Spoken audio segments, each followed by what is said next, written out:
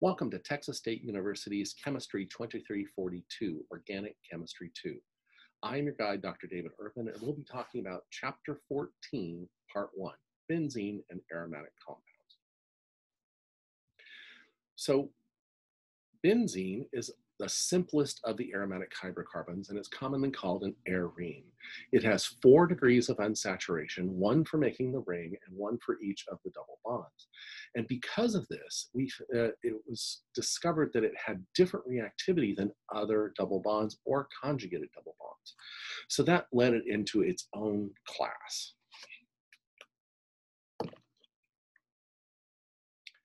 So in a regular double bond, you would have the ability of just taking something like ethylene and adding bromine to it, and it would add across the double bond, giving you the dibrominated species right here. But this same reaction does not occur in benzene. If we had just the benzene ring and bromine, there is no reaction with that arene. Therefore, there must be something different about the reactivity, something a difference about benzene itself that makes it not act like other unsaturated hydrocarbons. So the first thing that we figure out is that if we draw benzene by its structure, it's C6H6, and we'll see that it has a ring and that it has double bonds in it. And what we know about resonance is that it can go moving back and forth with just electrons. Those electrons can flip back and forth into the other position here. And again, what we also remember about resonance is that neither one of those structures is really the true structure. Somewhere in between the resonance hybrid is the true structure. And so if we were to draw a resonance hybrid for that, we could draw a dashed line all the way around the inside of the ring, or what many people do is they actually draw a circle in the ring, showing that we have delocalized electrons inside that ring system. Okay, so let's look at a couple of other representations of benzene here. So because we have pi bonds, and each of those pi bonds has 2 electrons, that means we have 6 pi electrons in the ring, okay? And the carbons in the benzene ring are sp2 hybridized, and therefore that leaves a p orbital available for those electrons. Because they're sp2 hybridized, that means they're trigonoplanar, and that p orbital is above and below that plane. Therefore, all of the 6 of those p orbitals can overlap, leaving you an electron-dense area above, electron-rich area below the ring. And therefore, also, because of those electrons are moving around rapidly, we have what we can see as a pi cloud above and below, and that's where the electron-rich part of the species is, and therefore it reacts with strong electrophiles, things looking for that electric charge. Now, if we look at the length between a carbon-carbon single bond, it's about 1.53 angstroms. And if we look at a carbon-carbon double bond in ethylene, it's approximately 1.34. Now, because we assume there to be a resonance hybrid there, that it's not truly a double bond or a single bond there, we actually see that the bond length on all of the carbon-carbon bonds in the benzene ring are right in between at 139 picometers, or 1.39 angstroms. Okay, so when we name benzenes, we want to start with the simplest, of course, and if we have one substituent on that benzene ring, we would name it for whatever the group is and then add the word benzene. For example, if we have an ethyl group hooked to a benzene, we would call that ethyl benzene. Benzene. And if we were to have a T-butyl group on there, it would be T-butylbenzene. And if we had simple substituents that don't change the name of the compound, we would just add the compound name and the word benzene. For example, bromobenzene,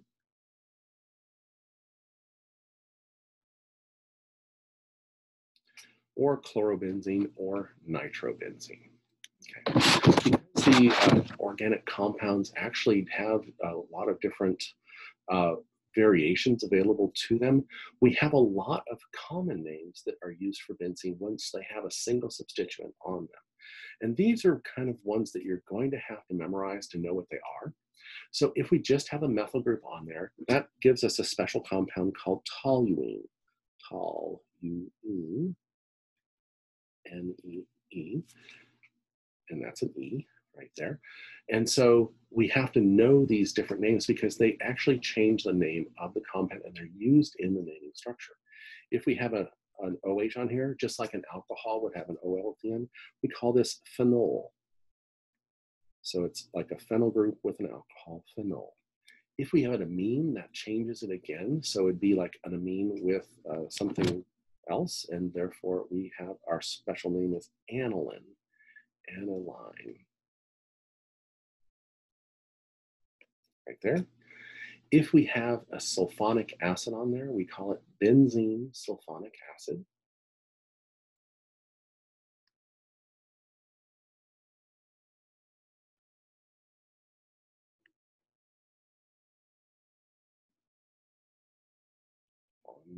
Ic acid.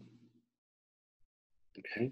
If we have an OH on there, an OCH on there, that makes it a methyl ether, and that has a special name also. It's called anisole.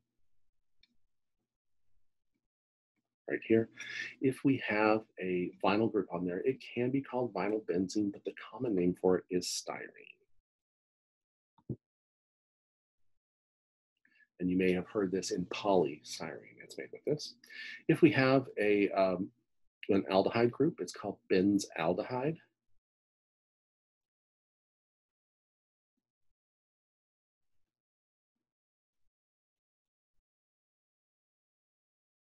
If we have a carboxylic acid, it's called benzoic acid.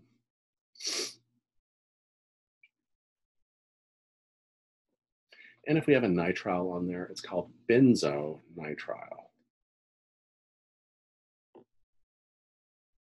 Nitrile. Okay. So these are all common names that change the name of the species as we name them. Okay, so that's the things that we have that are monosubstituted. What about when we have a disubstituted benzene? Okay, for disubstituted benzenes, we need to indicate the location and the type of substituents. So if both of the substituents are the same, it's easy to use the di compounds. And we have to figure out which one is going to be in our first position, okay? So if they're the same, we have to label one, and then the next number should be the lowest number possible. So for example, in this compound here, we'll name one of the bromines as the one position, and then the lowest number we can get for the second bromine is for our number 3. So this would be 1,3-dibromo benzene. Okay. Now, if we have two different substituents, we have to take them in alphabetical order and again, use the lowest number possible. So in the case of chlorine and iodine, chlorine is going to be first. So this is going to be 1-chloro, 3-iodo, benzene. So note, none of these substituents have actually changed the name of the compound yet. So we don't have a common name for them yet. So in this case here, we have bromo-nitro. Bromo comes before nitro in alphabetical order. So it's going to be 1-bromo and 3-nitro benzene. Okay, and here we have a chloro and an ethyl. The chloro is lower in alphabetical order, therefore it's going to be 1-chloro, 4-ethyl benzene.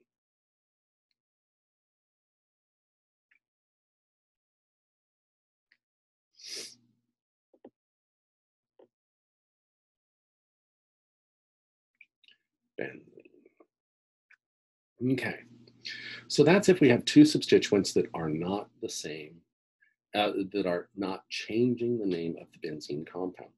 Now, if we have the changing of the benzene, we can also use that as the name that changes it is where the number 1 thing is.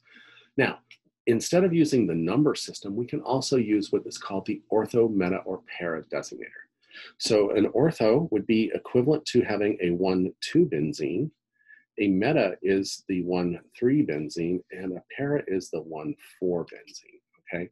So in the case of ortho, meta, and para, we would have them, and instead of using the numbers, we would just say something like chloro, bromo here. The bromine would come first, so it'd be, and this is in the 1,2 position, so this would be ortho, bromo, chloro, benzene. Okay, so the ortho takes place of the numbers, and so you don't have to number each one. And they're assuming that the bromo and the chloro are in the 1 and 2 position on your benzene. Okay, if we change the position of them to indicate like the chlorine here or the bromine here, we would just have to change the front here to say para bromo chloro benzene. Okay, so you use one or the other, but not both. And it only works with di-substituted benzenes. Okay, now if you have a substituent that changes the name, for example, a methyl group would, you wouldn't name it methylchlorobenzene, you would have to name it chlorotoluene, okay? So in this case right here, the toluene group, the group that changed the name of the benzene, is always your number 1 position, and all the other numbers are based on it. So if our lowest number possible would be for the 2 position for the chlorine, so this would be 2 chlorotoluene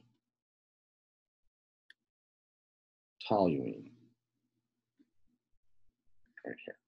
Now in this group here, the nitro is just a substituent, but the amine group does change the name to aniline. So this is going to be 4 nitro aniline right here. Now remember, ethyl does not change the name of the group, so that means it's going to be changed for this, and so that OH makes it a phenol group. So this is going to be 1 ethyl phenol.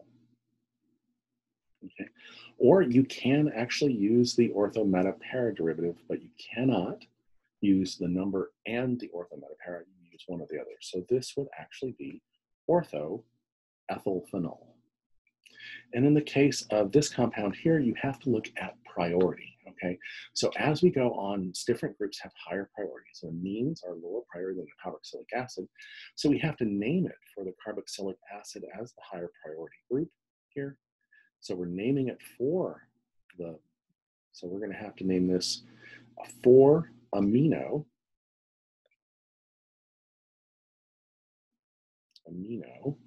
benzoic acid.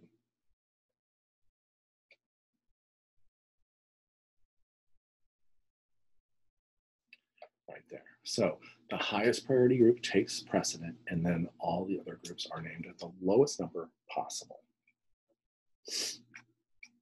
Okay, so now we have the things that change the name. So benzoic acid changes the name, and aniline changes the name.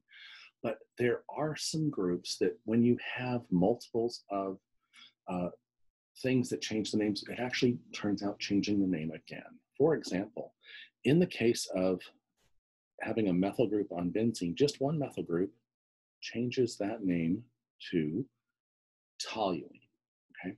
However, if you have 2 methyl groups on it, it now changes the name again to xylene. Okay, and so that you can have the ortho, meta, or para xylene possible. So for example, the ortho xylene would be where the 2 methyl groups are next to each other, and the para-xylene would be where the methyl groups are in the 1 and 4 position. Here. Another common change of names is if you have an amine group and a methyl group on the same one. And so if we have an amine, which would change it to aniline, and a methyl group, which would change it to toluene, we actually end up changing the name again to toluidine, Toluidine, ES, toluidine. And we can have the ortho, meta, or para derivative. So in this case, this is the meta derivative. And then if we had the ortho, the amine and the methyl group would be next to each other. And in the para, they would be, of course, in the 1 and 4 position as well. 2 and CH3. Okay, so now if we have more than 2 groups on there, we have to go with the numbering system available to us, okay? So in the case of more than 2 substituents, and we do not have a name change on them, we try to name it for the lowest number possible. So for example, in the case of this nitro-bromo-chloro compound right here, the smallest numbers we can do are 1, 2, and 4. We wouldn't want to do it where we started labeling with the bromine here, because if we started labeling with the bromine, we'd end up with 2, 3, and 6. So we're going to put them in the order of the smallest numbers possible. So in this case here, we would have 2 bromo, 4 chloro, because we're going to still alphabetize them at the end, 1 nitrobenzene. And in the case of this, because we've changed the order here, we're going to start with the 1 chloro, 4 bromo, 2 nitrobenzene, and in this case here, again, to get the lowest number possible, the 1 bromo, 4 chloro, 2 nitrobenzene. Okay, so if we have substituents, more than 2 substituents, and we have a name change, the substituent that controls the name is the one where the number 1 position is always. So the number 1 position is here, and then we're trying to give it to the lowest number possible here. So in the case of this, we would want to go in this direction here, because that would give us the 2 and the 5 position. So this would be 5 bromo,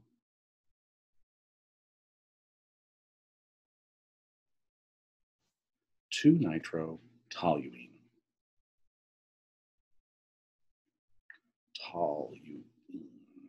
Okay, and in this case here, the OH is controlling it.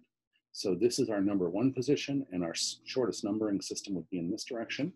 So that would give us 3 bromo, 4 chloro, phenol. Because remember, our phenol is always at the, wherever our name change is, that's always our 1 position. And in the case of this last one here, we have an ethyl group and an iodo group. Neither one of those change the name of the benzene, but the amine does, and it changes it to aniline. So we're going to call this 2-ethyl, 4-iodo, aniline.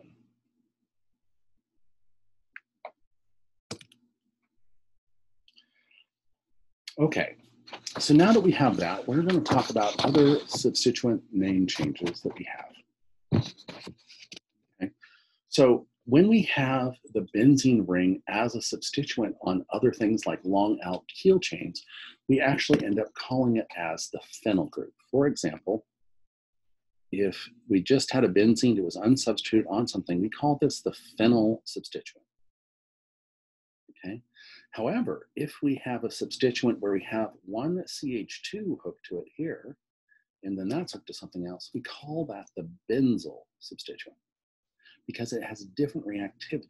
And so we're going to call this the benzyl substituent. So for example, if we have a compound that looks like this, where we have a chlorine hanging off here, this is what we'd call benzyl chloride.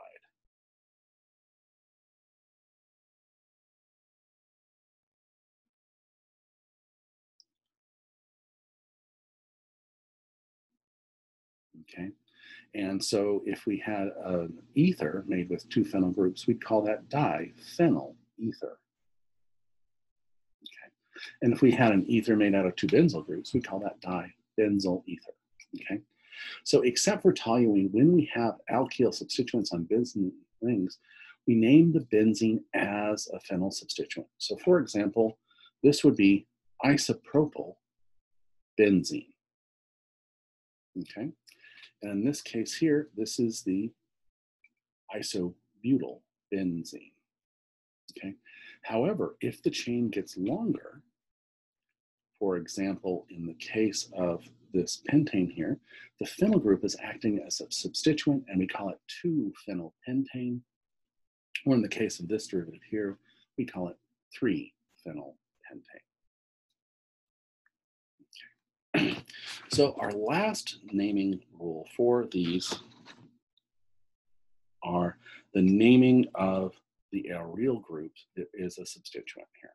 And in the case of an alkyl group, is a general term for any alkane, okay? And that would be an R substituent would be for any alkane. And an AR is term for any phenyl group or a substituted phenyl group. So all of these technically count as AROH because the OH is the part changing the name. And all of these are just general forms of that compound.